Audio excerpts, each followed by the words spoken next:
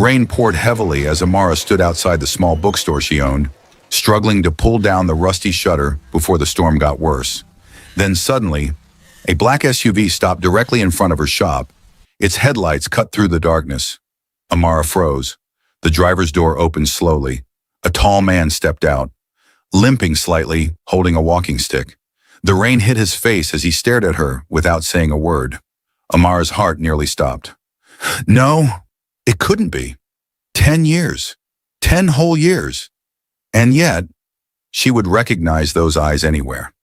The man reached into his coat pocket with trembling hands and pulled out something small, a silver ring, the same cheap promise ring she had given him when they were both young and broke. Amara's lips quivered, her knees weakened, and then he finally spoke. I told you I would come back. Before you hear what happened next, make sure you subscribe to StoryRush TV, like this video, and comment below. True love still exists. Because this story might change the way you see love forever. 10 years earlier, Amara met Daniel during her second year at university. He wasn't rich. He didn't own fancy clothes. He wasn't the most handsome guy on campus. But there was something about him, something calm, something determined. While other students spent their weekends partying, Daniel worked night shifts at a fuel station just to pay his school fees. And somehow, despite how exhausted he always was, he still smiled. That was what first attracted Amara. One evening after class, heavy rain trapped students inside a lecture hall. Everyone complained, but Daniel quietly removed his only jacket and placed it over an elderly cleaner who was shivering near the entrance. Amara noticed, and in that moment, something inside her changed. A few weeks later, they officially became friends, then best friends, then something more. They spent hours walking around campus talking about life, dreams, and the future they hoped to build together someday. Daniel used to tell her, "One day I'll make it in life, and when I do, I'll give you the world." Amara would laugh every time he said it, not because she didn't believe him, but because she genuinely didn't care about money. She loved him exactly as he was, broke, tired, ambitious, real. But not everyone supported their relationship. Amara came from a wealthy family. Her father owned several businesses and expected her to marry someone successful, someone powerful. Definitely not a struggling young man working night shifts. The first time her father met Daniel, the disappointment on his face was obvious. "So this is the boy?" he asked coldly. Daniel stretched out his hand respectfully, but Amara's father ignored it. "Young man," he said firmly, "love does not pay bills." The words embarrassed Daniel deeply, but he said nothing. That night, Daniel sat quietly beside Amara under a tree near her hostel. "I understand if you want someone better," he whispered. Amara turned to him immediately. "I don't want someone better," she said. "I want you." For the first time in his life, Daniel cried in front of someone. After graduation, reality hit hard. Jobs were scarce, bills piled up, and despite how hard Daniel tried, nothing seemed to work. Months turned into frustration. Then one day, an opportunity appeared. A construction company abroad was recruiting workers. The pay wasn't great, the conditions were tough, but it was a chance to finally become the man Amara deserved. The night before his flight, Daniel took Amara to a small roadside restaurant they always visited together. He looked nervous the entire evening. "What if things change?" he suddenly asked. Amara smiled softly. "They won't." Daniel reached into his pocket and brought out a tiny silver ring. It wasn't expensive. In fact, it looked almost childish. But to Amara, it was perfect. Daniel slipped it gently onto her finger. "I may leave," he said quietly, "but my heart stays with you." Amara hugged him tightly as tears rolled down her cheeks. "Come back to me," she whispered. "I promise," he replied.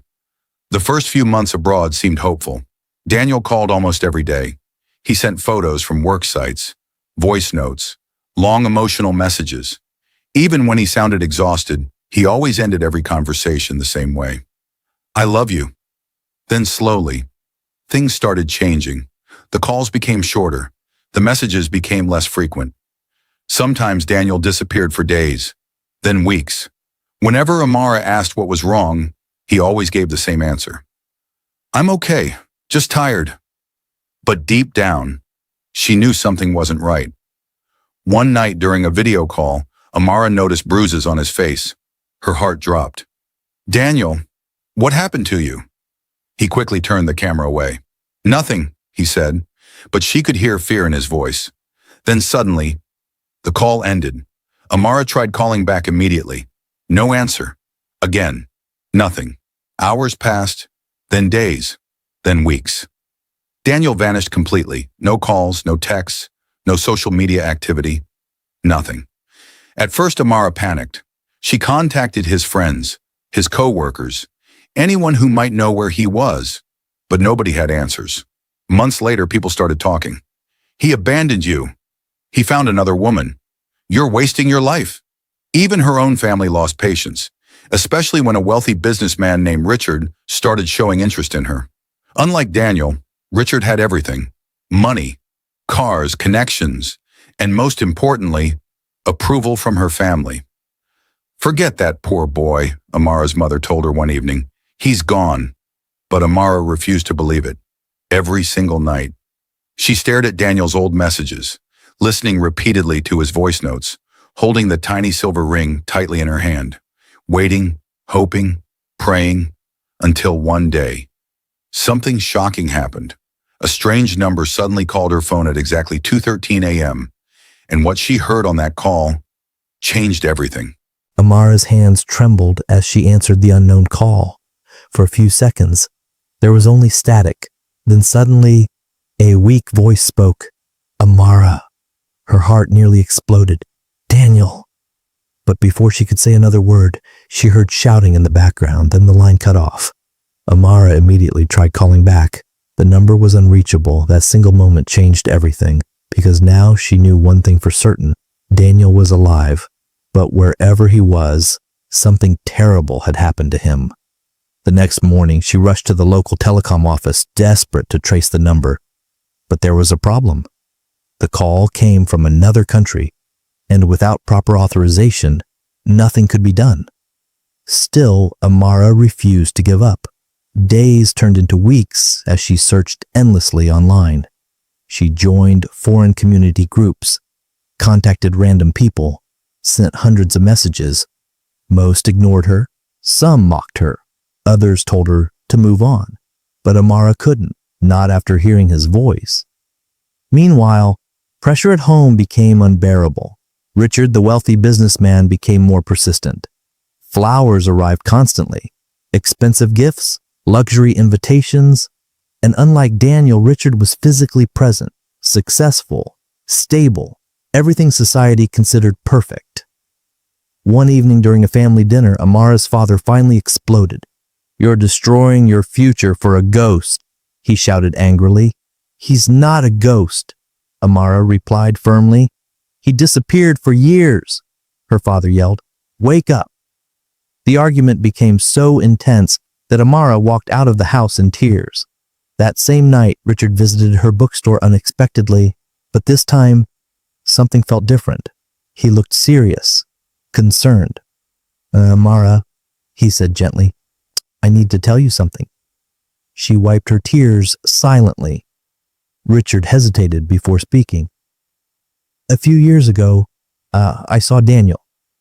Amara froze instantly. "What?" "It was during one of my business trips abroad," Richard continued. "I didn't know who he was at first, but he recognized your picture on my phone." Amara's breathing became heavy. "He looked terrible," Richard admitted quietly. "Thin, injured, scared." "What happened to him?" she whispered.